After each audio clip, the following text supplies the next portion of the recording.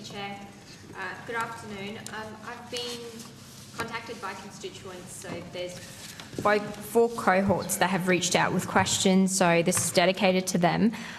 Minister, just on the Tamil refugees, why has the government continued to deny permanent protection visas to long-term Tamil refugees who've already provided compelling evidence that meets the criteria for protection? Well, I'm not sure whether what you're saying is correct or not. Obviously, any applicant for a permanent protection visa needs to demonstrate their eligibility, but perhaps some of the officials can provide you with some more detail. Senator, are you able to provide, when you say they've satisfied the criteria for protection, but they're not being there's you know, as you're no doubt aware, the protection visa system is quite complex, and there could be a range of reasons, such as character concerns or some other reason. Have you got any more detail? Yeah, so, I mean, there was a range of details, but essentially what I'm trying to ascertain is how many of those refugees currently remain on bridging or temporary visas, for example, or how, with the delays, is the government giving a timeline essentially to secure some level of either permanent protection or a pathway to permanency? So, Senator, our process is obviously to progress any claims for protection in accordance with our international obligations. What we're struggling to understand, Senator, of the group that you're making representations on behalf of, is whether or not they have been, their claims have been denied, or whether they are still going through a process. So there's some that have had their claims denied with no reasons given. There are some that have been constantly just pushed to a bridging visa and asked for the renewal of that bridging visa without any set timeline or time frame of when they will attain permanency, especially those who've been in Australia for about, I mean, some more than 10, 11 years.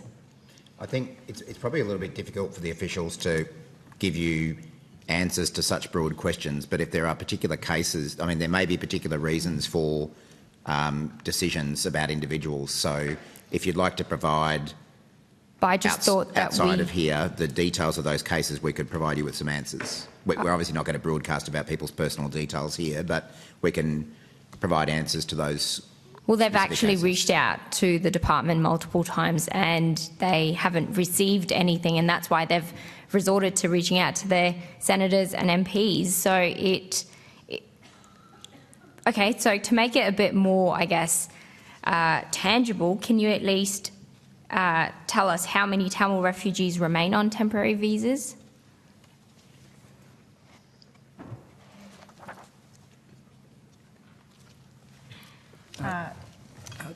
Senator Andrew Kiley, First Assistant Secretary, Migration, Citizenship and Humanitarian Policy Division.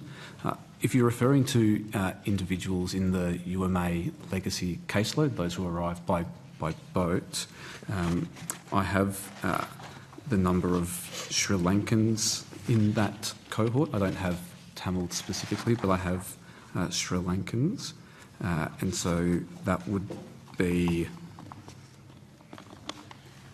it's a bit under 2,700 in that caseload.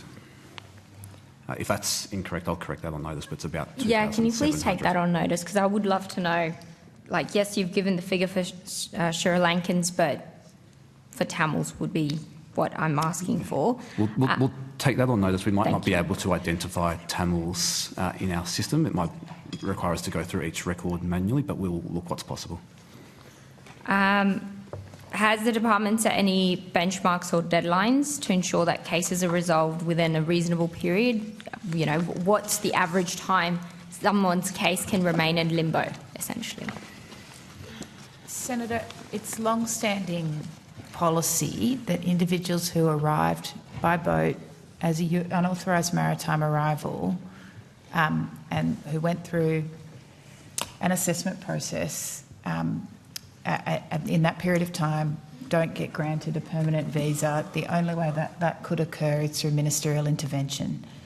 And that is done on a case-by-case basis.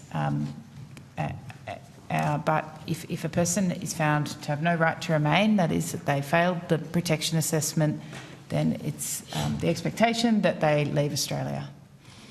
Okay, we'll move on to the Afghan Locally Engaged Employees Program. I understand that the program was closed to new applications in late 2023, but we obviously hear that Afghan families who served Australian interests and remain stranded or uncertified. Can you please advise how many Lee cases remain unresolved? Thank you, Senator. There's 2 steps to the locally engaged employee program. You are right, it closed to new applications. The first step is individuals need to apply to the Department of Foreign Affairs and Trade or the Department of Defence or the AFP for certification, depending on the agency in which they are engaged with in Afghanistan. So that's the first step. So any questions that go to that certification process would need to go to one of those agencies for them to report on how many applications for certification they continue to have on hand. Once someone's certified, then Home Affairs will process their application as a priority, as a certified locally engaged employee. I've got some statistics here which may assist over the last few years. So in the 24-25 program year, we granted applications to 111 certified locally engaged employees and families totalling 670 individuals. In the 25-26 program year to date, we have granted applications to 127 certified locally engaged employees and family members totalling 714 individuals in total. And at the 31st of August, we have 490 on-hand applications that we continue to work through. 490? 490. And these remain the certified ones? So these are the ones where they have been certified by, in most cases it's Foreign Affairs and Trade or Defence. They've submitted a humanitarian application and we're processing those applications. And do we have a timeline on what that processing time looks like? Certified locally engaged employees are our highest priority within the humanitarian program for the Afghanistan allocation. There are a range of factors that might sort of contribute to our ability to process visas for this cohort, including their location. So depending where they are may impact our ability to collect the information we need to process their application to finalisation. But it is a priority for us. They're at the top of our caseload and we continue to do what we can to process them. So you still don't have like a timeline, a rough idea, 12 months, 24 months? It's our focus to get through them as quickly as we can, noting there are a range of factors that might impact our ability to do that. Does the fact that the Taliban have seized internet and any form of telecommunication impact your ability to reach out to them? We have always had challenges processing applications for those in Afghanistan because of our inability to collect some information that's necessary. For those applicants where we know their location is Afghanistan, for the locally engaged employees, we'll process it to the point that we can and we'll hold that application open until we can process further, depending on their individual circumstances. Great. Senator Shoebridge asked about the Palestinian refugees. Would it be possible for the department to table detailed data showing visa grant rates, delays, average time spent in that state of delay, and reasons for refusal for the cohorts of the Tamil refugees, the Afghan humanitarian refugees, and the locally engaged employee program applicants? Senator, we'll take that on notice and see what we can provide.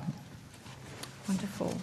And just a final question to the Minister. Oh, sorry, no, one last question to the department. Has the department conducted any assessment of the mental health, economic or social impacts on refugees who spent years on bridging visas here in Australia? I'm not aware of any specific studies, no. Is that something you guys are willing to look into? We can take that on notice, Senator. Thank you. Minister, will the government commit to publishing a comprehensive plan and timeline to end the use of indefinite bridging visas for long-term refugees and provide a clear pathway to permanency for those already contributing to our society for decades? Well, I'm not sure that we have a plan for indefinite. I've forgotten the exact phrase you used, but indefinite bridging visas. So I'm not sure what plan we could provide. To make sure that that doesn't happen and there's pathways to permanency? But you're assuming we have such a plan, and I'm not sure that we do. Well, the fact that it's been happening over and over again and thousands of refugees are being subjected to this treatment, and, you know, we have tragedies like Mano Yogalingam, the 23-year-old who passed away by suicide because of the despair that they have to endure. Like, does the government have any plans of ensuring that that doesn't take place anymore? Well, I think the officials have taken you through some of the steps that we're taking. But what's the in relation to government's those commitment, groups. Minister? I've heard from the department. Yeah, and the department is putting in place the government's policy. So what the department or witnesses have said to you is the government's policy. So you're not going to guarantee to ensure that there's safety and permanency for thousands of refugees out there who are on bridging visas waiting for permanency? Senator, just to clarify, for individuals who have been found to be owed protection, the government did announce on the 13th of February 2023 a pathway to permanency through the resolution of status visa, and 20,649 ROS visas have been granted to individuals who did arrive as unauthorised maritime arrivals and were on successive bridging visas who were found to be owed protection. I think the cohort you're referring to now are individuals who were found not to be owed protection. That is, they did not, and in that, I think that's the group you're referring to. But I mean, yes, you're referring to the failed fast-track system, and that's a whole other kettle of fish that I know the chair's looking at me and we've got to rotate the call, but if you could take that on notice, it would be wonderful because, yeah, it's just the difference in the way things are labelled is what's confusing everyone, and these are genuine lives on the line, so I hope the department and the minister take it seriously. Thank you. Thank you, Chair. Thank you.